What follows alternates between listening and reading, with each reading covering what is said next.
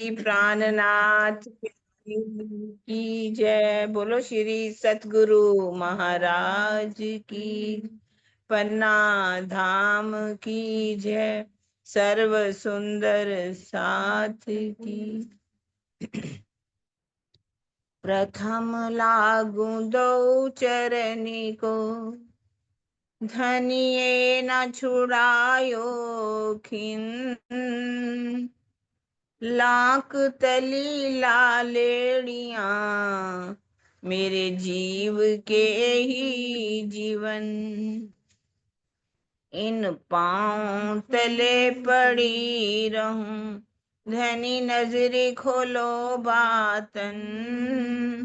पलना वालों निरीखूं नेत्रे, मेरे जीव के यही जीवन। मेरे जीव के यही जीवन। बोलो श्री प्राणनाथ प्यारी की। बोलो श्री सतगुरु महाराज। सुंदर सा जी आज हमारे बीच नहीं, हमारे पास, मेरे पास रायपुर से आई हुई अमिता जी अपना वाणी का एक गायन रखेंगी। पिया मोहे श्वास न आवही, ना कछु नैनो नीर। कोई बात।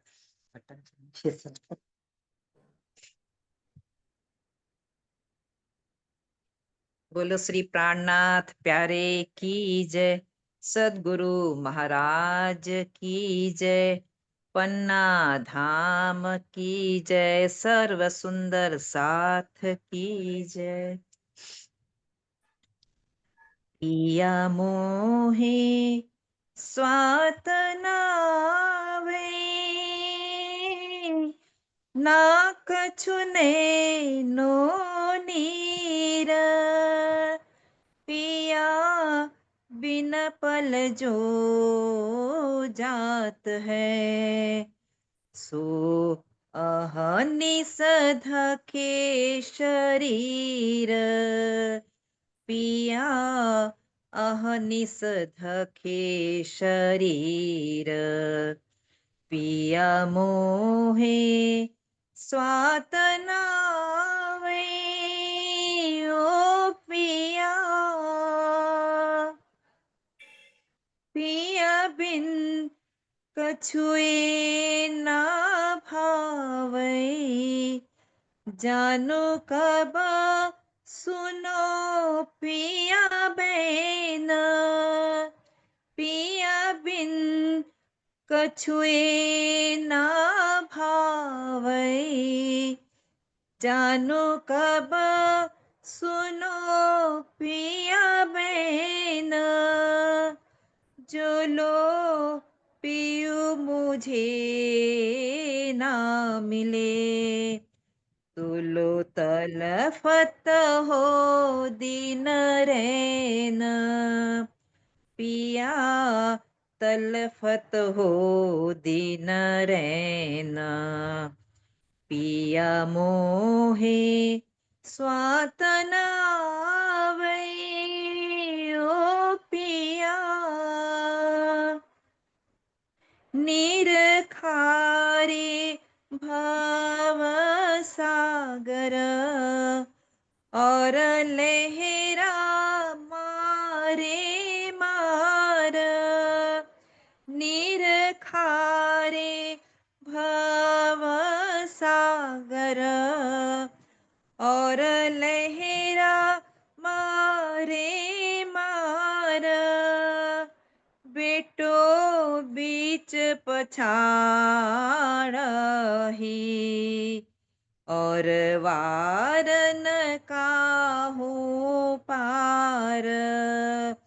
पिया वारन काहू पार। पिया मोहे स्वात नावे, ओ पिया। इत चल तू हस्ती होय के, पहन पाखर गज घंट बजाए। इत चल तू हस्ती हस्ती होय के। पहन पाखर गज घंट बजाए, पैठ सिकुड़ सोई नाके बिने। जिन कहू अंग अटकाए, पिया कहू अंग अटकाए। पिया मोहे स्वात नावै, ओ पिया आत्म बंधी आस पिया।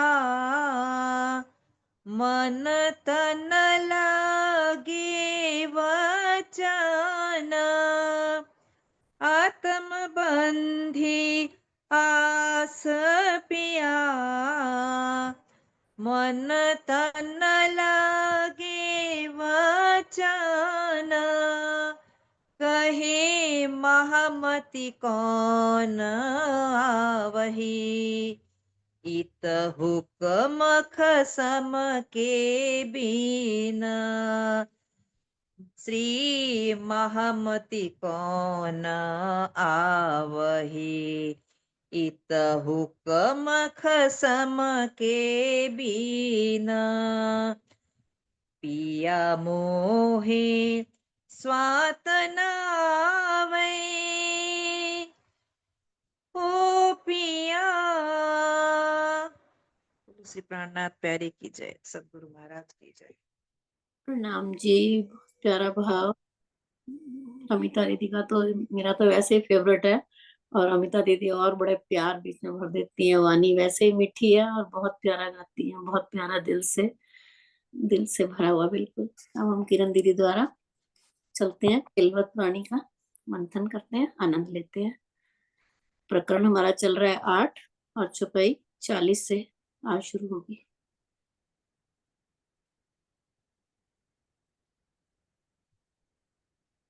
हाँ जी दीदी, आ जाओ जी। बोलो श्री प्राणनाथ प्यारे की जय। सुंदर साथ जी, खिलवत ग्रंथ में अब हम प्रवेश करें। खिलवत में तो किस तरह से खिलवत में प्रवेश करना है, इसका सारा सार इस खिलवत ग्रंथ में है। हक के लिखा कुरान में, पहले मेरा प्यार, जो तुम पीछे दोस्ती करो तो भी मेरे सच्चे यार। धामधनी ने कुरान में लिखा है कि सबसे पहले मैं तुमसे प्रेम करता हूं। यदि तुम बाद में भी उस प्रेम को निभा दो तो मैं यही मानूंगा कि तुम कौन हो, मेरे सच्चे प्रेमी। यदि हम अपना प्रेम बाद में निभा दें, राजी तो पहले याद करते हैं, वही प्रेम करते हैं। यदि हम भी प्रेम को निभा दें तो राजी कह रहे हैं तुम मेरे कौन हो, सच्चे प्रेमी हो, सच्चे यार हो। भावार्थ में लिख रहे हैं, परम धाम के प्रेम में अंगना प्रियतम,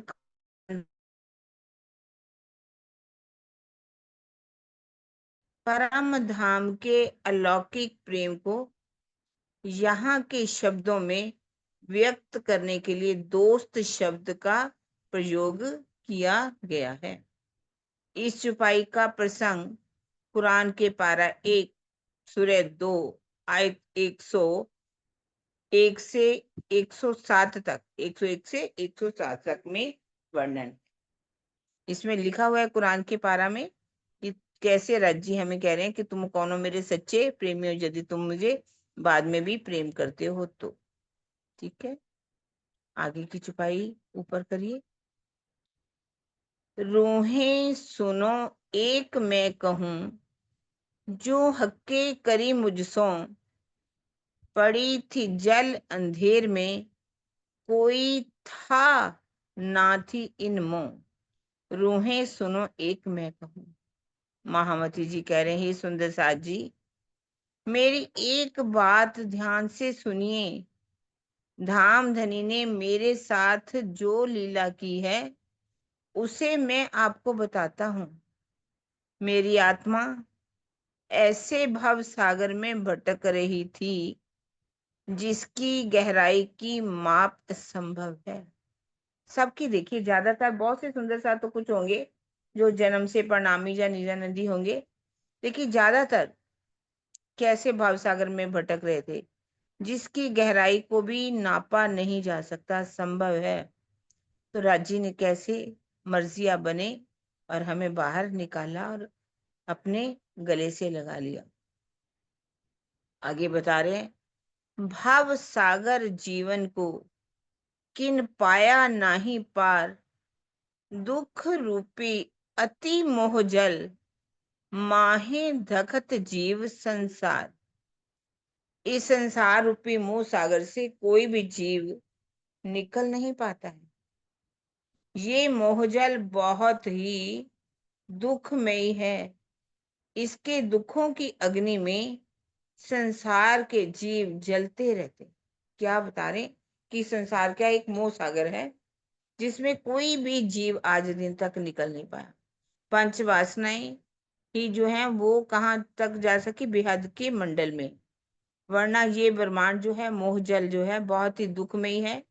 और इस दुखों की अग्नि में सभी संसार के जीव जलते रहते हैं। संसार के जीव जलते रहते हैं, इसका भाव है कि आवागमन के चक्कर में 84 लाख योनियों में फंसे रहते हैं।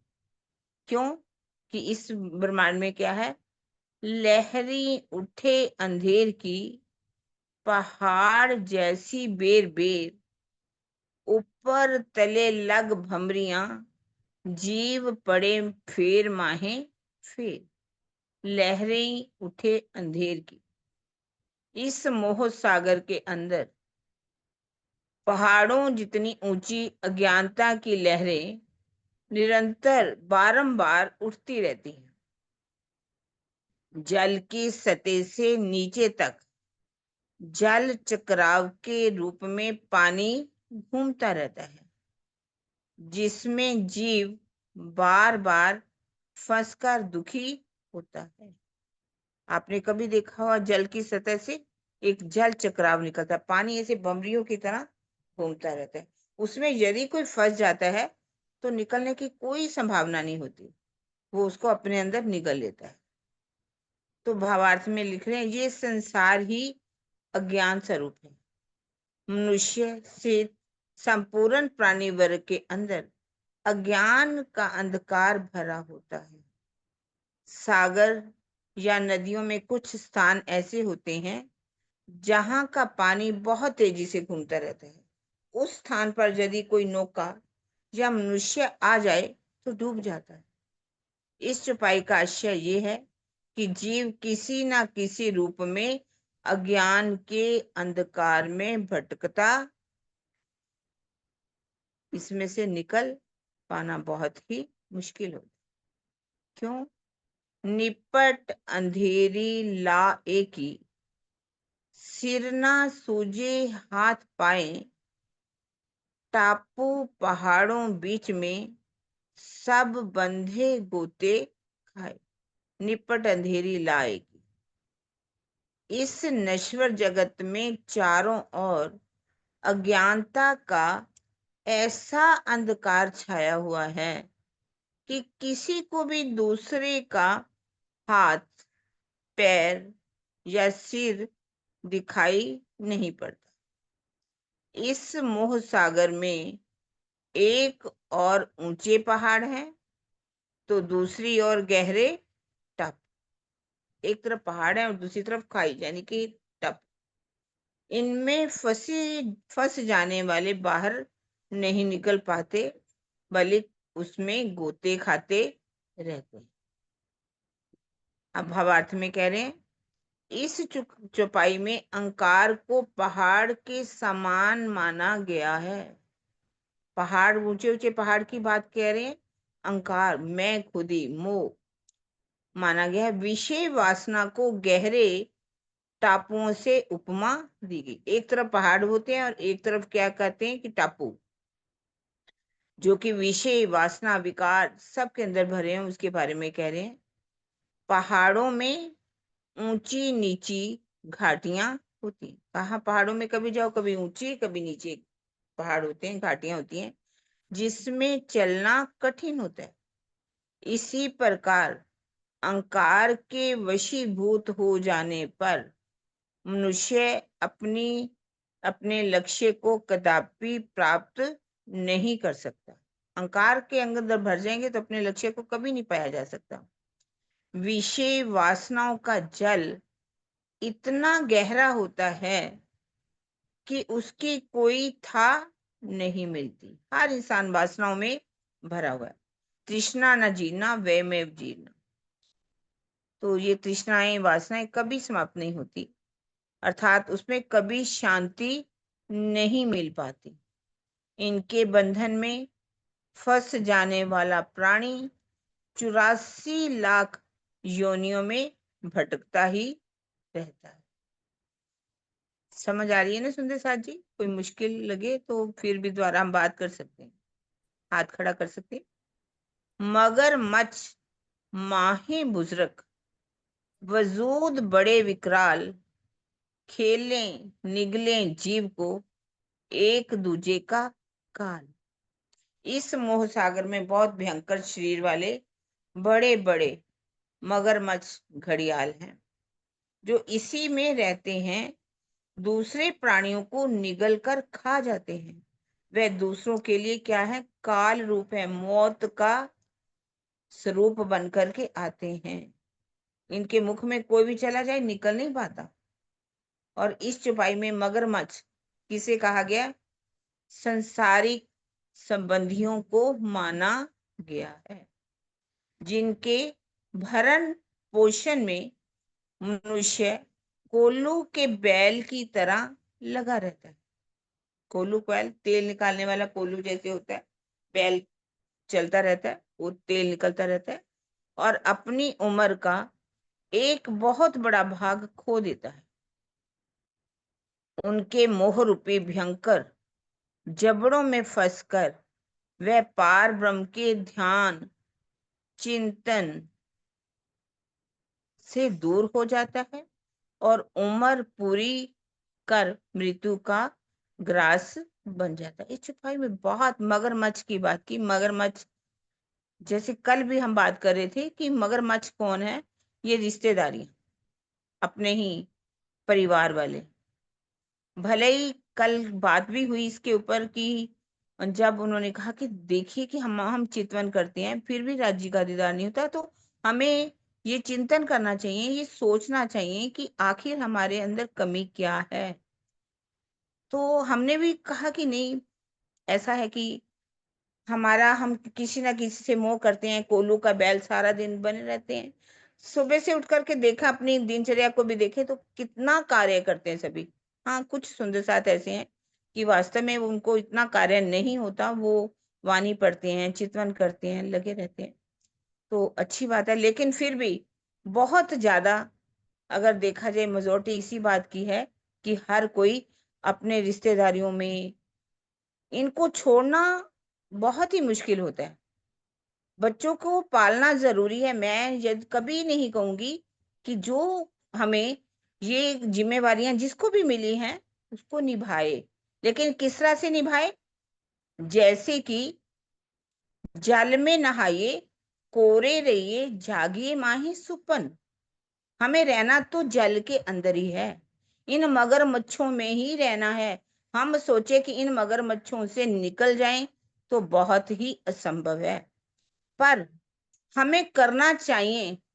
करने की बात है, मरने की बात नहीं कही। जब हम मरते हैं उनके लिए, उनको सोचते रहते हैं कि यहाँ नहीं जाएंगे, यहाँ नहीं जाएंगे तो हमारा नाक कट जाएगा। तो इन रिश्तेदारियों के मोह में फंसते फंसते सारी मृत्यु, जो हमारी उम्र है, हम उसको मृत्यु का ग्रास बन जाते हैं। लेकिन ये जिम्मेवारियां कभी भी खत्म होती नहीं। मैंने कल बहुत इस बात पर सोचा, तो मेरे अंदर से जैसे आवाज आई कि हमारे परमहंस हुए, हमारे देवचंद्र जी, सदगुरु धनी देवचंद्र जी, भले ही वो शादी नहीं करना चाहते थे, लेकिन पिता के कहने पर, माता के कहने पर बंधन में फंसे।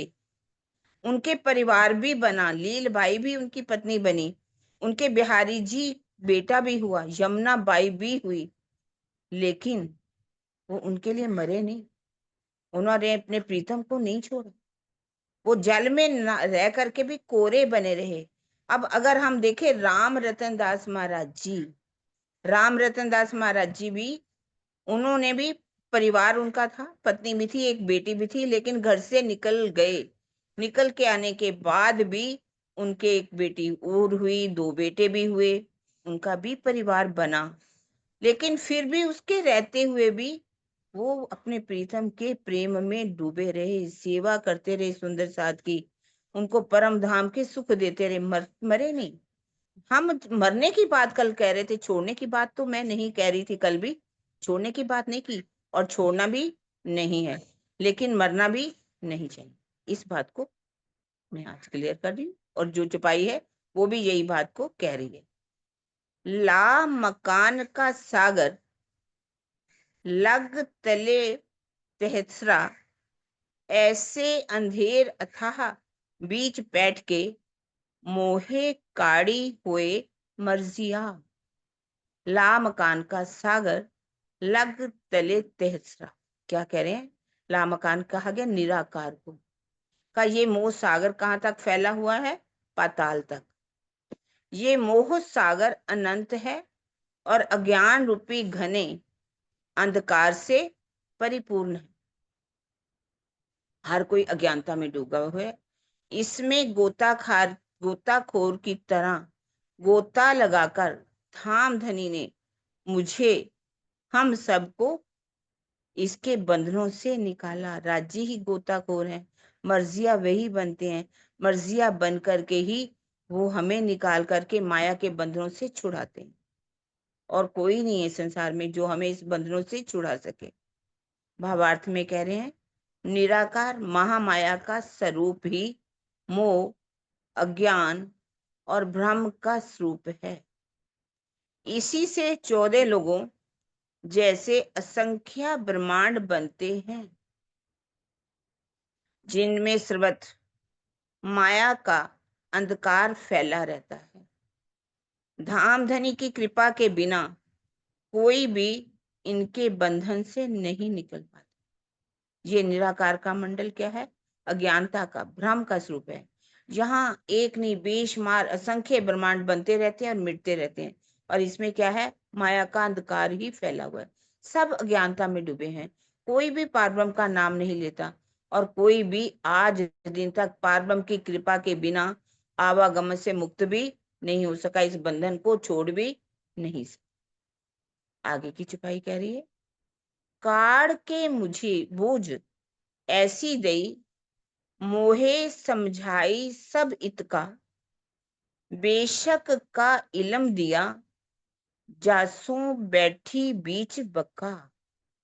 धामधनी ने मुझे इस मोह सागर से निकाला, काढ़ के बूझ ऐसी दई, और इस सृष्टि का सारा रहस्य भी समझाया, मोहे समझाई सब इतका। सृष्टि कैसे बनी, सब बातों का आज हमें इलम है, और इन्होंने सभी संशयों को दूर करने वाली ऐसी ब्रह्मवाणी दी, जिससे मेरी आत्मिक दृष्टि परम धाम में पहुंच गई। ब्रह्मवाणी ऐसी है जो बेशक इलम है, जिससे हम अपने घर को जान पाते हैं, अपने प्रीतम को जान पाते हैं, उनके धाम को जान पाते हैं, उनकी लीलाओं को जान पाते हैं, और हमारी दृष्टि को वो यहाँ बैठे बैठे ही परम धाम में पहुंचा देती है तारतम वाणी। और उसको आत्मसात करने पर, सिर्फ पढ़ने पर नहीं, उसको आत्मसात करने पर, उनको रहनी में उतारने पर ही हमारी आत्मिक दृष्टि परम धाम में पहुंचती। आगे क्या कहा? ए सब किया हक ने वास्ते इश्क के, एक जरे जरा जो दुनिया में, जो विचार देखो तुम ए। हे सुंदर साथ जी, यदि आप विचार करके देखें तो ये सब कुछ राज्य ने इश्क का निर्णय करने के लिए ही किया। इस संसार में यदि एक कण भी बना है तो वह ब्रह्म सृष्टियों को खेल दिखाने के लिए ही बना है, इश्क का निर्णय करने के लिए ही बना है। इस बात पर हमें विचार करना है। भावार्थ में कह रहे हैं, परम धाम में होने वाले इश्क रबद का मूल विषय ही था आशिक कौन है। राजी आशिक हैं या हम सब आशिक हैं। लीला हकीकत में श्यामा जी और सखियों के साथ होती है। हकीकत में लीला श्यामा जी और सखियों के साथ होती है। जिस मार्फत राजी से हकीकत का स्वरूप प्रकट होता है, यदि उसके बारे में ही ये कहा जाए कि उसका इश्क कम है और हमारा इश्क बड़ा है, तो स्वाभाविक है कि इश्क रबद होता है। यद्यपि परम धाम की प्रत्येक वस्तु अनादि है, वहां किसी भी वस्तु का प्रकटन संभव नहीं है, किंतु लीला को समझाने के लिए ही ऐसा कहा गया है। श्री राज जी यही दर्शाना चाहते हैं कि तुम्हारे अंदर का इश्क मेरा ही इश्क है। वाहिदत में, मुझ में और तुम में किसी प्रकार का भी अंतर नहीं है। वाहिदत की बात बता रहे हैं, मार्फत के स्वरूप की बात बता रहे हैं, किंतु इश्क का निर्णय परम धाम में संभव नहीं, जिसके लिए सखियों को लैल तुल कदर की तीनों तकरारों, ब्रिज, रास और जागनी से गुजरना पड़ा। वस्तुतः ये खेल भी उसी रबद का निर्णय करने के लिए बनाया गया। इसमें सुंदर साथ जी सबको समझ आया? आशिक कौन? आशिक की बात की गई है। आशिक वास्तव में कौन? दीदी ये दोबारा किसका थोड़ा, इश्क बड़ा? जी, दीदी इसको जो दोबारा कर दो थोड़ा सा। इसी इसको को दोबारा, दोहराने के लिए मैं बात कर रही थी, दोबारा हाँ हाँ, जिसको समझाने। दोबारा पढ़ दो। हाँ जी। ठीक है, देखिए कह रहे हैं, इस सब किया हक ने वास्ते इश्क के खेल क्यों बनाया? हम्म। निर्णय करने के लिए इश्क कहा, क्योंकि हमने अपने आप को क्या कहा? हम आपके आशिक हैं, हमारा इश्क बड़ा है।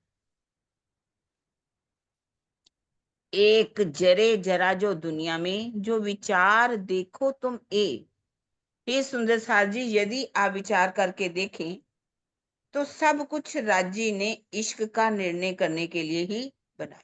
जो भी ब्रह्मांड बना, जो भी यहाँ कुछ हो रहा है, दुख है, सुख है, बीमारियां हैं, जो भी कुछ है इस संसार में, यदि एक कण भी बना है ना, तो वह भी ब्रह्म सृष्टियों को खेल दिखाने के लिए ही बना। हम्म। अब भावार्थ में कह रहे हैं, परम धाम में होने वाला इश्क रबद का मूल विषय ही था कि आशिक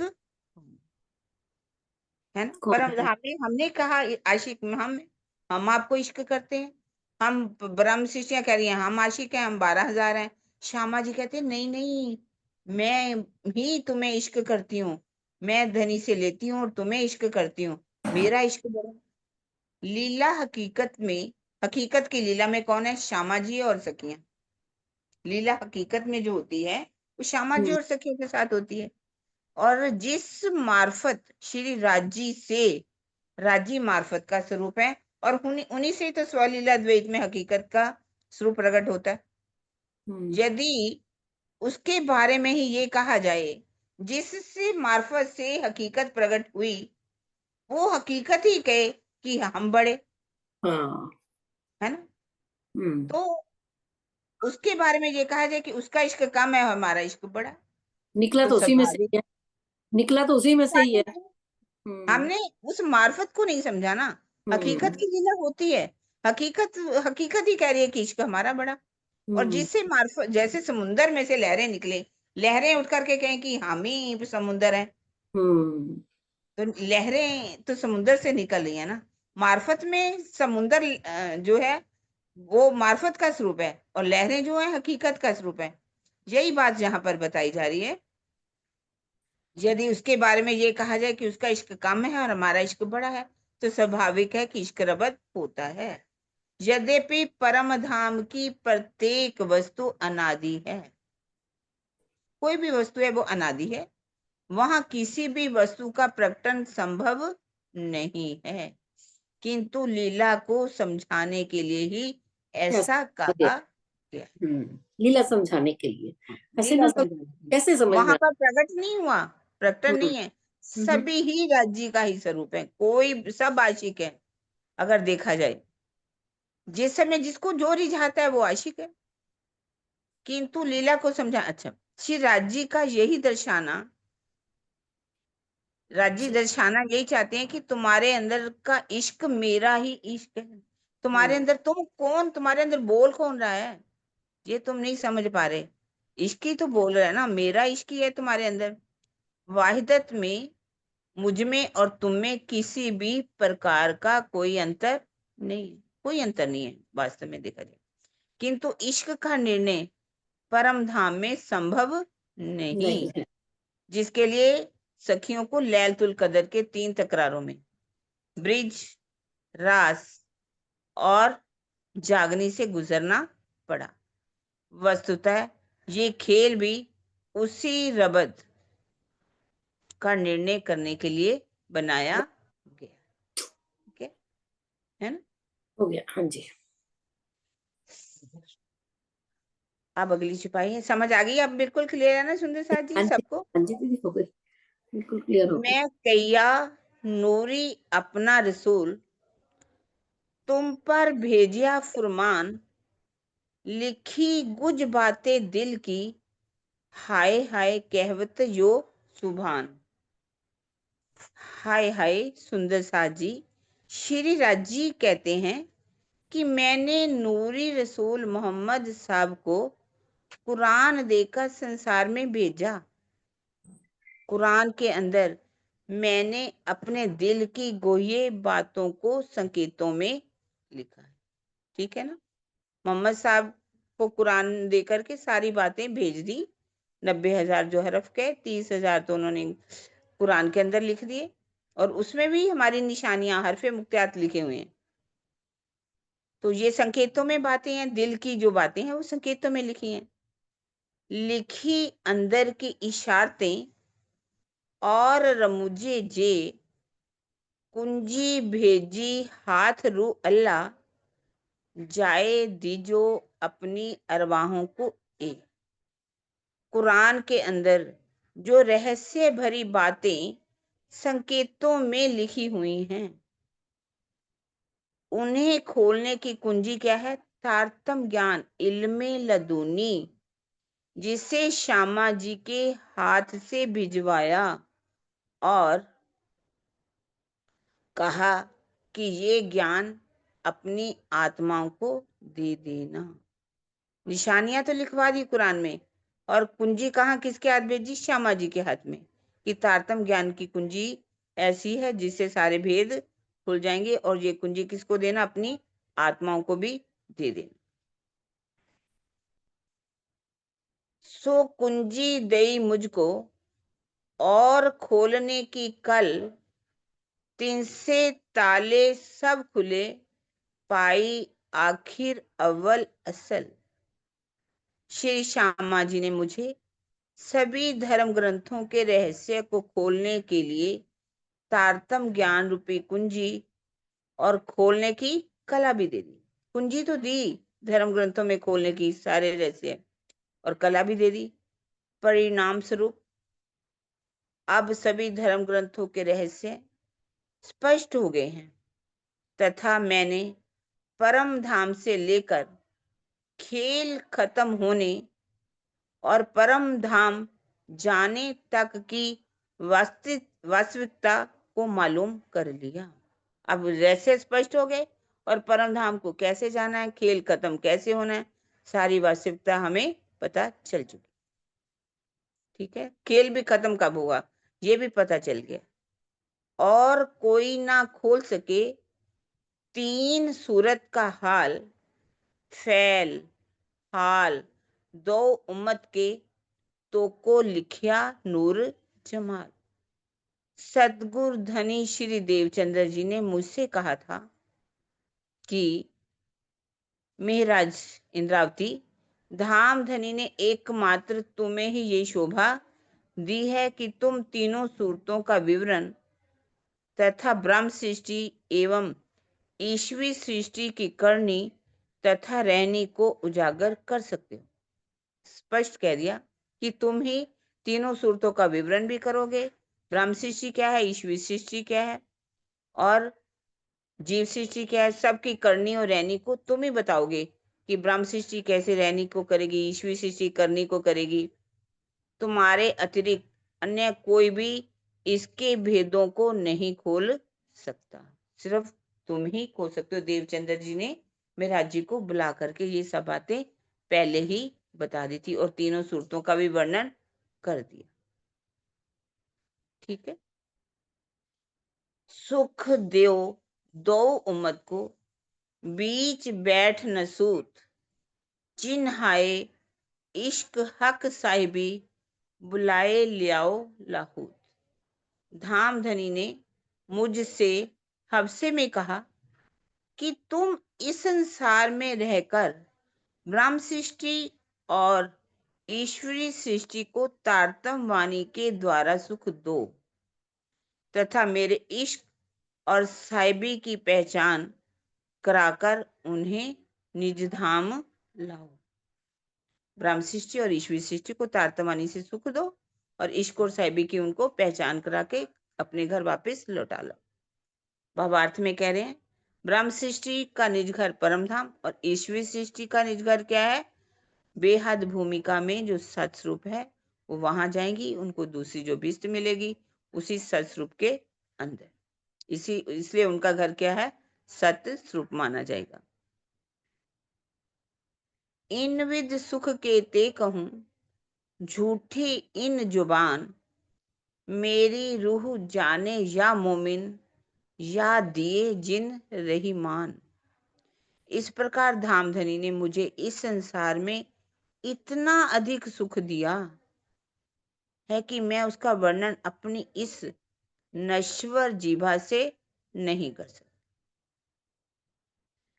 इस सुख को या तो मेरी आत्मा जानती है या इसका रस पान करने वाली ब्रह्म मुनि जानते हैं या देने वाले स्वयं प्राण वल्लभ अक्षरातीत ही जानते। जो ब्रह्म मुनि इसका रसपान करते हैं इन सुखों का वर्णन वो कर सकते हैं, उन सुखों को वही जानते हैं जहाँ देने वाले अक्षरातीत ही इन सुखों के बारे में बता सकते हैं कि ये सुख क्या है, और नश्वर जीवा से तो इसका वर्णन नहीं हो सकता। दे आड़ो ब्रह्मांड सबन को, ढूंढ ढूंढ रहे सब दूर, आगू आए इलम दिया, जासों पहुंची बका हजूर। इस ब्रह्मांड के आगे क्या है, निराकार का पर्दा लगा हुआ, जिसके कारण कोई भी अखंड धाम में जा ही नहीं सकता, नहीं जा सका। अभी सभी लोग खोज खोज कर थक गए, किंतु प्रियतम पार ब्रह्म नहीं मिले, किसी को नहीं मिले। सब नेति नेति कह करके वापिस लौटे। अगम जान के निगम कहाए, खोज खोज पछिहारे, थक गए। धामधनी ने इस संसार में आकर मुझे तारतम ज्ञान दिया, जिससे मेरी आत्मिक दृष्टि ने परम धाम में पहुंचकर प्रियतम का दीदार कर लिया। धामधनी ने क्या दे दिया मुझे, तारतम ज्ञान दे दिया और मेरी आत्मिक दृष्टि खोल दी, और जिससे मैंने परम धाम में पहुंच करके दीदार कर लिया अपने प्रीतम का। कीर्ति कहूं मेहर महबूब की, जो रूहें देखो सहूर कर, महामत कहे मेहर अलेखी, जो देखो रूह की नजर। श्री महामती जी कहते हैं कि हे सुंदर साथ जी, यदि आप अपनी आत्मिक दृष्टि से देखें तो ये स्पष्ट होगा कि अक्षरातीत की मेहर को लेखनी के द्वारा किसी भी प्रकार से व्यक्त नहीं किया जा सकता। यदि आप आत्म चिंतन करके देखें तो यही निष्कर्ष निकलता है कि प्रीतम की मेहर का इस जीवन से वर्णन करना कदापि संभव नहीं। उनकी मेहर कितनी है, अलेखी मेहर है, जिसको हम सोचे लिखनी में लिखा जाए तो वो भी नहीं लिखी जा सकती। लिखने में आए ना कहने में आए, ना कही जा सकती है ना लिखनी में आ सकती। तो निष्कर्ष क्या निकला कि इस जीवन से उनकी मेहर का वर्णन करना संभव ही नहीं। प्रकरण 8 चौपाई 398। हाँ जी, दीदी समय प्रकरण है तो पूरा अभी। हो गया, दीदी प्रकरण तो हाँ पूरा जी, हो गया। हाँ बस सोचते हैं कर कि देते हैं। है ना, हाँ ये कल जी, से करेंगे, ये कल से शुरू करते हैं। इसका निष्कर्ष ले लो बस थोड़ा सा अपने शब्दों में।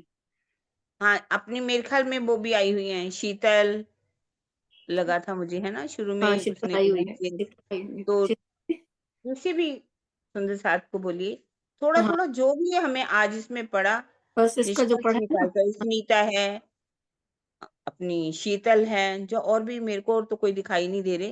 नहीं मेरे को तो दिख रहे हैं, शीतल दीदी को अनम्यूट करा है मैंने। हाँ जी, शीतल दीदी अनम्यूट करो। हाँ जी, हाँ जी, हाँ जी। प्रणाम जी, सब संत साथ जी को प्रणाम जी।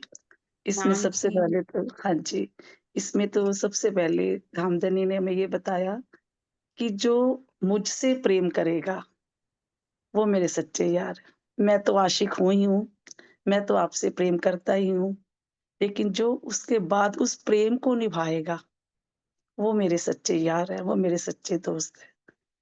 और साथ ही फिर उन्होंने बताया कि ये जो भव सागर है, एक मगरमच्छ के समान है।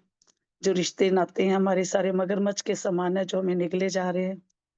हम उसके लिए मर रहे हैं और ये इनसे हमें निकलना है। भवसागर में जो हम भटक रहे हैं, इस भवसागर से हमें निकलना है।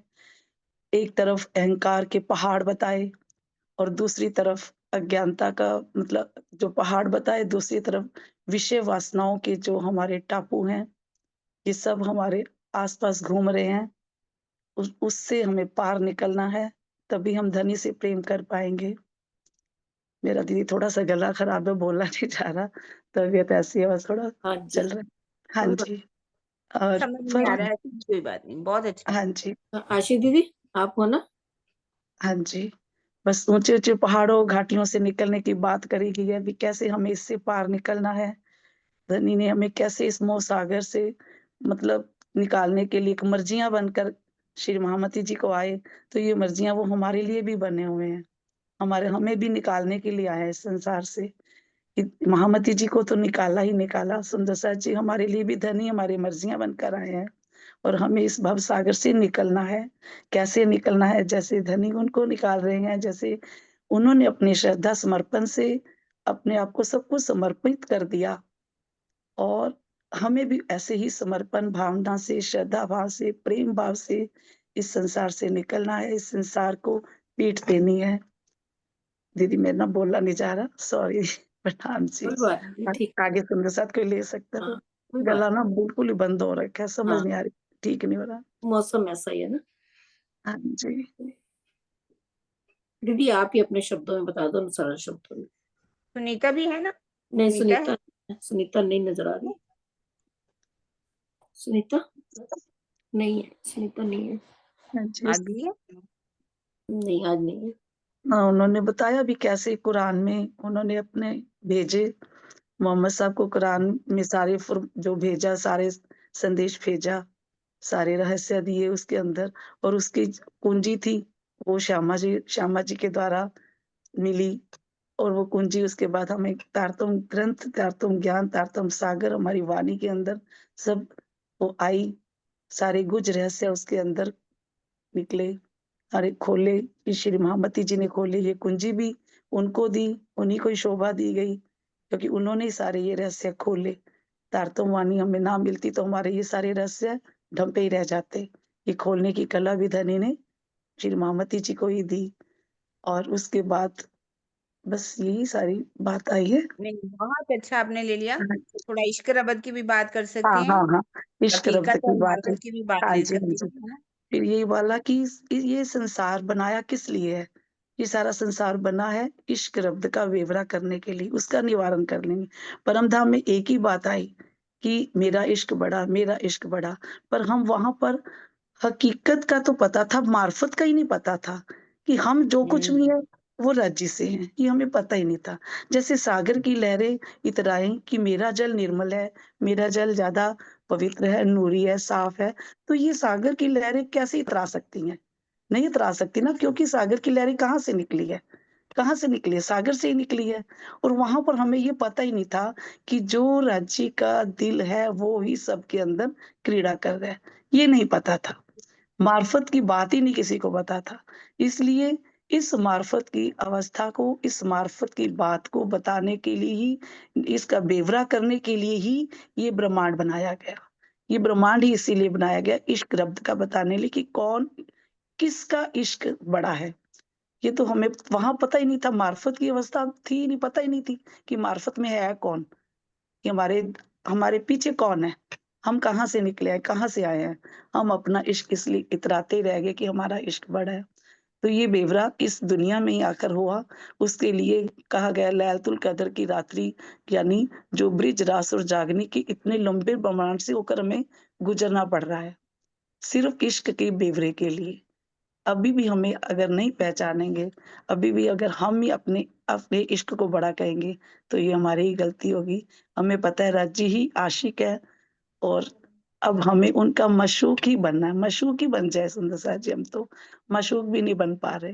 राजी तो आज तक हमारे साथ इश्क अभी भी कर रहे हैं, वो अपनी आशिकी निभा रहे हैं, है ना? पर हम मशूक भी बन नहीं पा रहे, हम उनसे प्रेम ही नहीं कर पा रहे, हम उनके सच्चे यार भी बन नहीं पा रहे। बस हमें उनके सच्चे यार बनना है, उनके प्रेमी बनना है, हम भी उनसे प्रेम करें, जो प्रेम वो हमसे कर रहे हैं, हमें उनसे प्रेम को निभाना है। प्रणाम जी सुंदर साथ जी, प्रणाम। प्रणाम जी, प्रणाम जी। मैं यही तो कह रही थी, आज बड़ी अच्छी बात लगी। एक उसमें बात थी, अगर इस संसार में एक कण भी बना है ना, वो भी ब्रह्म सृष्टि के लिए बना है। बना एक कण भी अगर जो बना है, वो भी ब्रह्म सृष्टि के लिए बना है। बिल्कुल, बड़ी अच्छी बात लगी। सब कुछ ब्रह्म सृष्टि है। वर्षा है, वर्षा अनम्यूट करो, वर्षा के भाव लेते हैं। मेरे को लग रहा था कि वर्षा का मन है कुछ बोलने को, मेरे को दिख गई थी। हाँ जी, प्रणाम जी वर्षा, प्रणाम जी। प्रणाम में प्रेम प्रणाम जी। दीदी इसमें एक चीज ये भी आई थी ना अभी कि जो सदगुरु धनी श्री देवचंद्र जी ने बताया था कि जो दो सृष्टियां होंगी, ब्रह्म सृष्टि और ईश्वरी सृष्टि, वो भी आपके माध्यम से तारतम वाणी के ज्ञान से अपने अपने निज घर में आएंगी। जो ब्रह्म सृष्टि है वो परम धाम पहुंचेंगी और जो ईश्वरी सृष्टि है वो सत्स्वरूप में पहुंचेंगी। ये भी उसमें एक पॉइंट आया था। वैसे तो बहुत सुंदर बताया दीदी, मैं तो सुन के बहुत आनंदित हो रही थी। वो सार रूप में ना इतना अच्छा बता देती है कि यदि किसी ने पूरी ना भी सुनी हो चर्चा तो सार रूप में बताने से समझ में आ जाता है कि चर्चा में क्या हुआ है। वो थोड़ा सा गला ठीक नहीं था, लेकिन फिर भी भाव तो उन्होंने पूरे सारे बता दिए। गला फिर साफ भी दे रहा या उनका, कुछ दिनों से ना खराब है उनका गला। परेशानी होते हुए भी सब कुछ बता दिया उन्होंने हाँ, पूरा, सब कुछ बता बहुत ही अच्छे से बताया शीतल दीदी ने। दीदी मैं तो यही बता रही थी कि एक पॉइंट ये और था उसमें। प्रणाम जी। बिल्कुल, प्रणाम जी वर्षा, प्रणाम जी। हाँ जी दीदी, जयकारा लगा दो, चुपाई दोहरा दो पहले, है ना? हाँ जी, चुपाई, चुपाई। हाँ चुपाई दोहरा दो।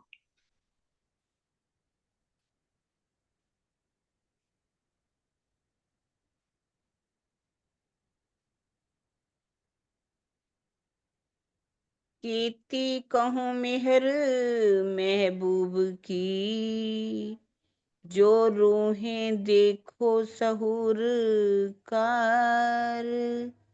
महामत कहे मेहर अलेखे, जो देखो रूह की नजर, जो देखो रूह की नजर।